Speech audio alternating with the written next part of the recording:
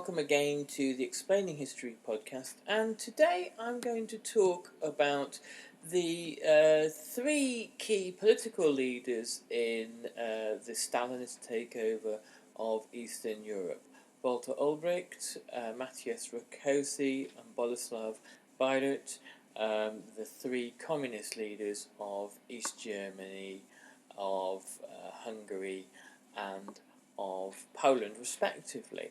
And it's important to look at these three characters because so much when we discuss the fate of Eastern Europe after the end of the Second World War focuses on the figure of Stalin himself.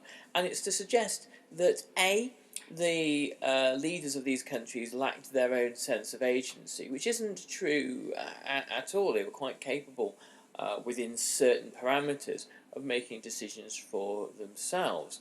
And secondly, it focuses on, it puts too much emphasis on Stalin being the sole driver of events after 1945 to his death in 1953.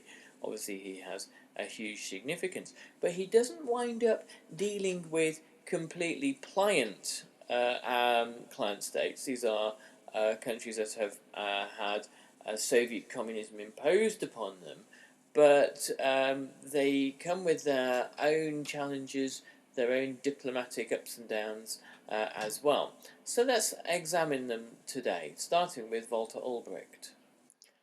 And today we're looking at Anne Applebaum's history of the period 1945 to 53, Iron Curtain, the crushing of Eastern Europe. Anne Applebaum previously wrote a history of the Gulags entitled Gulag. Her more recent book on the Soviet famines has attracted controversy. Is a highly contentious area of study, and it's something hopefully we'll look at in the near future. We've hit upon the famines a number of times in the past, but it's a kind of a very volatile area of debate. Anyway, moving swiftly on. So, Anne Applebaum writes, "Once their names appeared on red banners, their portraits were carried in parades. No government office was complete without their photographs hanging on the wall. No national celebration could be held without them. They inspired awe and fear. Even their closest friends spoke guardedly when they entered a room. Yet in none of their respective countries are the men, sometimes known as the Little Stalins, Walter Ulbricht of East Germany, Boleslav Bajrut of Poland, and Matias Rakosi of Hungary, now admired at all. Even at the height of their powers, none of them ever held total power. The cults created around them were merely shadow versions of the cult created around Stalin himself. His comrades frequently hailed Stalin as the great genius, the continuer of Lenin's immortal cause, something which was never quite said about Stalin's Eastern European imitators. At the same time, no account of post-war Eastern Europe can be complete without a brief examination of the men whose names and faces were once ubiquitous in the streets of their respective countries." I think it's so important to reclaim the names of these men for the kind of the broader historical record, away from the kind of the monolithic shadow of Stalin, because as it says here, they were ubiquitous figures at the heads of their own regimes, and they also saw a long period of contrasting and developing relations with the Soviet Union, of which not all were completely harmonious. Each country had its own issues to resolve. So let's look at firstly the background of Walter Ulbricht, where he came from and how he emerged. He was the son of a poor tailor in Germany, and he left school early to become a cabinet maker and joined the Young Workers' Educational Association, a kind of a socialist club that was fixated on clean living and temperance, and the kinds of attitudes and values that held working class communities together, and saw that there was should be time for earnest discussion of the works of Marx and social events. These kinds of things that had existed in European countries since probably the 1890s.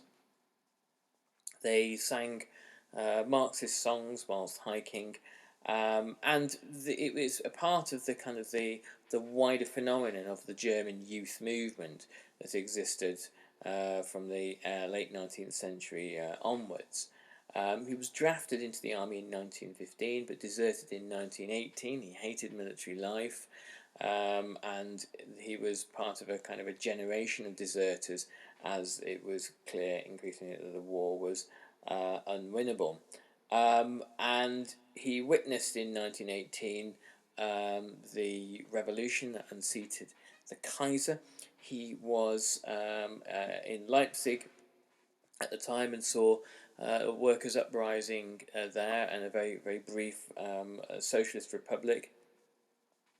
And at that point, he began to earnestly read Marx. He had grown up on the kind of the periphery of Marxist discourse in sort of youth socialist groups, but now he embraced Marx and saw really in Marx's kind of dialectics of class struggle a simple explanation to the world, that really all history was the history of class struggle, and that the ruling classes would do what they could do to suppress the people and suppress the workers as much as they possibly could do.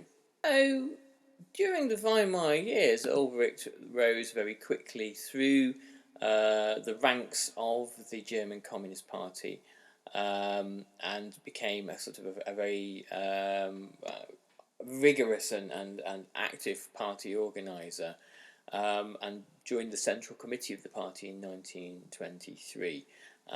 Ulbricht was an avowed Leninist. He believed in this idea of a highly centralised party, this kind of contradictory notion that Lenin comes up with of democratic centralism. And he made his first visit to Moscow in 1924 to 25, where he joined the Lenin School, which is the really kind of the cradle of Comintern.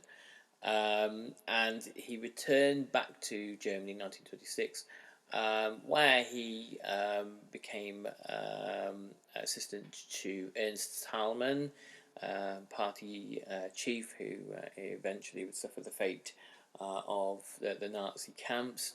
And he became a member of the Parliament of Saxony, and then a member of the Reichstag from 1928 to 33, and became the chairman of the Communist Party in Berlin and Brandenburg from 1929 onwards. So he would have been very, very high on the kind of the Nazi to-do list during the late 1920s, early 1930s. After 1928, Ulbricht is an avowed Stalinist within the KPD, and he contributes to one of the great catastrophes of Weimar democracy. The Red Fighting Leagues and the other communist militias that fought it out with the Nazis on the streets were to some extent concerned with the rise of radical nationalism and fascism in Germany, but were more fixated, and Ulbricht was more fixated because this is one of Stalin's main hobby horses, on the social democrats themselves, the social fascists as they were referred to. There was little chance of a popular front against fascism emerging in Germany, and the reason for that is because Stalin forbade it. He saw moderate social democrats as being far more dangerous than the Nazis. He thought the Nazis were a strange temporary aberration and a kind of a tool of capitalism to attack the working class. But the social democrats, in the eyes of the Stalinists, were much, much worse, because these were the types of accommodationists, those who would make their peace with capitalism, not seek to overthrow it, and hope for some minor concessions for the working class. This was the KPD and the Stalinist view, and thus and thus keep the parties of capitalism, or the hegemonic forces of capitalism, in power by kind of taking any sort of revolutionary energy out of the working classes by gradually improving their living standards.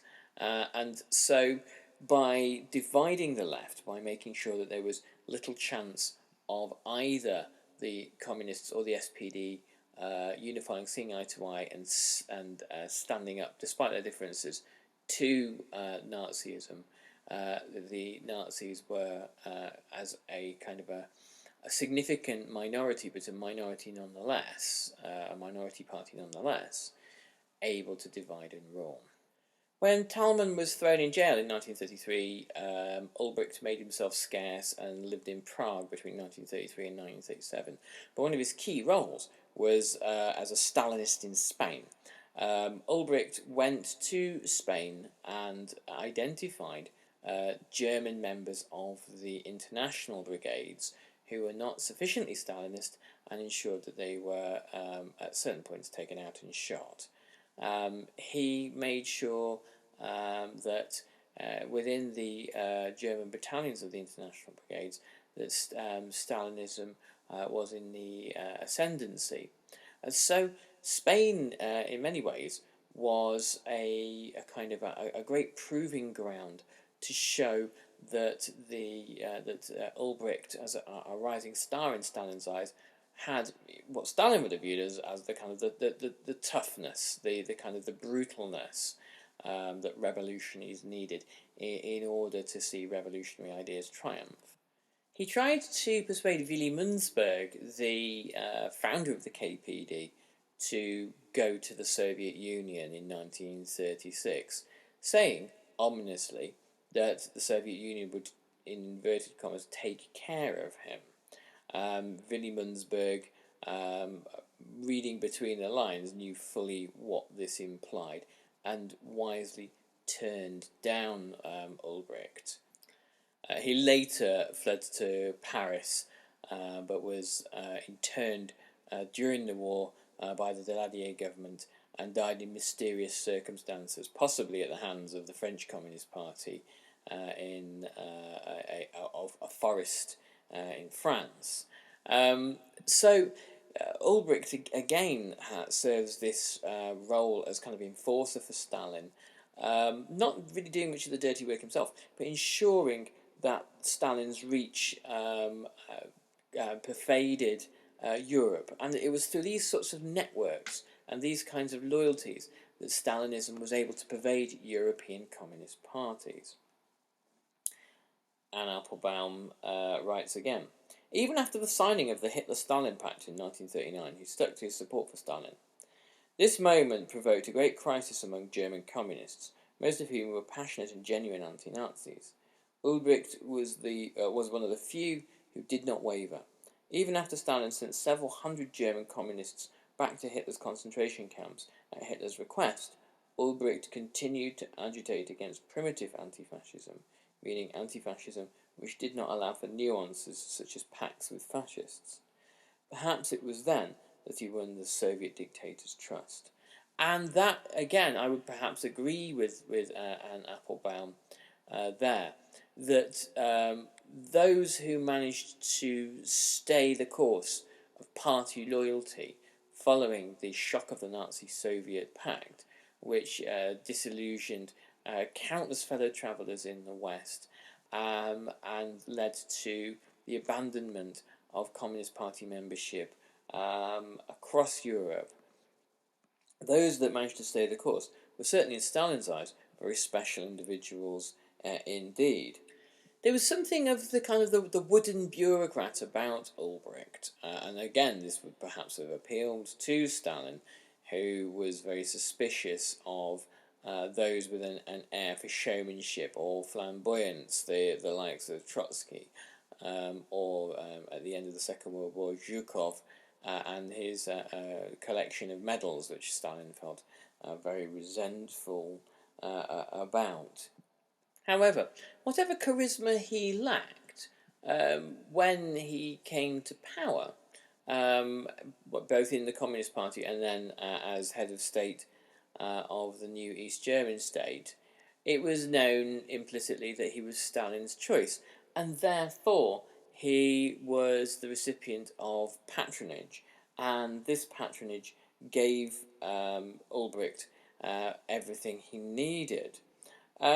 He was a loyal servant who repaid the faith that Stalin had placed in him, and in one key example, was willing to tolerate any excesses of the Red Army in Germany, any crimes of the Red Army in Germany, and refused to discuss the issue of Red Army rapes of German women. One of his colleagues wrote, Ulbricht's workload amazed even his enemies. We kept asking ourselves, how can Ulbricht keep up 12 or 14, sometimes 16 hours a day? His party colleagues began to realise, however, that the problem here was that he was simply receiving endless diktats from Moscow, and this immense workload was him simply deciding how those diktats would be interpreted. So it is, a heavy workload, perhaps not necessarily a challenging one. And it was a case in some ways of deciding who would suffer most as a result of Stalin's whims. So let's talk about Bayreuth. In comparison to Ulbricht, Bayreuth is a very different figure, described by Anne Applebaum as a far shadier character. She writes, he probably came from eastern Poland, a region which was part of the Russian Empire until 1917, and it seems he went to a Russian language school. Like Stalin's parents, Bayreuth's parents hoped he would be a priest. But after he participated in the strikes which broke out across the Russian Empire in 1905, he was expelled from school and had to work. Some sources think he might have joined the Freemasons, but others disagree. All do agree that he joined the party very early on, and that he attended the Comintern's International Lenin School in Moscow in the 1920s. So once again, Comintern features in this story very heavily as a kind of a training school for party apparatchiks. And the other thing that's really interesting about Boleslav Bayreuth's origins is that he emerges, as so many key figures in the history of the Soviet Union and Eastern Europe do, from the kind of the chaos of the breakup of one of the three great empires, Habsburg, Romanov, and Hohenzollern, German. So Bayreuth, like Ulbricht, a kind of a non-entity in Germany for the most part, well, not a non-entity in Poland, just as Ulbricht was in Germany. Very loosely known, vaguely known at all. His power comes from not being politically known or valued in his home country, but being politically valued by Comintern. So he travelled around Europe in the 1930s on the Soviet Communist Party's behalf in Austria, Czechoslovakia, and Bulgaria. During the war, very little is known about Bayreuth. He seems to vanish into the Soviet Union, leaving behind a wife and child. And he seems to also have been capable of working for the Nazi administration in Minsk when the city is occupied. It was probable, though it's not entirely proven, that he was a Soviet agent at the time. But it's entirely possible that he saw himself as a survivor making do. He may well have worked for the Gestapo, as has been suggested by some. That's never been kind of proven. Stalin often admired men who were capable of kind of ruthless cynicism, and saw it as a kind of a kind of almost a benefit, and it was always a good means of blackmailing. But he was always quick to adopt whatever party line was fashionable, particularly the idea that one should not collaborate, or Polish communists should not collaborate with anti-communist Polish partisans in a united front against the Nazis during the war. This was something that Stalin rejected, particularly because after Stalingrad, the fate of Germany, but also the fate of Poland, was written, and Stalin knew it. And Stalin knew that strengthening anti-communist forces before the Red Army marched into Poland would only weaken his hand later on. So Matias Rakosi, the third of the kind of the triumvirate of little Stalins, who was far more kind of flamboyant character, the son of a Jewish merchant, and well educated. He was born into a Hungarian speaking part of what would now be Serbia, and was the fourth child in a family of 12. So his father, who had gone bankrupt when he was 6 years old, moved the family from kind of relatively affluent to kind of relatively modest circumstances, and this seems to have kind of drawn him towards revolutionary politics as he grew through his teenage years. He was a kind of a very difficult student in school, very rebellious. It's interesting, you can see a lot of this in Stalin as well. And in 1918, he helped found the Hungarian Communist Party. He'd been both a political prisoner at this point and also served in the army. In 1919, he was one of the leaders of the Bela Kun's Hungarian Soviet Republic, which was eventually crushed by Romania. And in this 3-month period, he managed to become the Commander-in-Chief of the Red Guard, Commissar for Production, and Deputy Commissioner for Commerce. And when the Hungarian Soviet Republic collapsed, he made his way via Austria, via an Austrian prison, to Moscow, as did Bela Kun, where in 1921 he briefly met Lenin. And this would be transformed into a kind of like a monomyth about Matias Rakosi, which would be that he was a kind of like one of Lenin's chosen. He was a friend and collaborator, and kind of one of the people who was on par with Lenin, which is total fantasy. Again, another Comintern activist, and during the 1920s and 30s, and he was allowed to travel to the Soviet Union in 1940, when, as a result of the Nazi-Soviet Pact, Admiral Horthy's Hungary allowed political prisoners, or allowed emigration from from Hungary to the Soviet Union, particularly the transmission of imprisoned communists. And Applebaum writes, upon arrival he received a hero's welcome and even stood beside Stalin during the year's celebration on the of the October Revolution. He quickly became one of the leaders of Kossuth Radio, Kossuth being one of the liberal nationalist revolutionaries of 1848 in Hungary, which was already broadcasting Soviet propaganda into Hungary, and resumed his close ties with the Comintern leaders. Thoroughly at home in the USSR, he even managed to marry a Soviet prosecutor, a Yakut woman whose first husband had been a Red Army officer.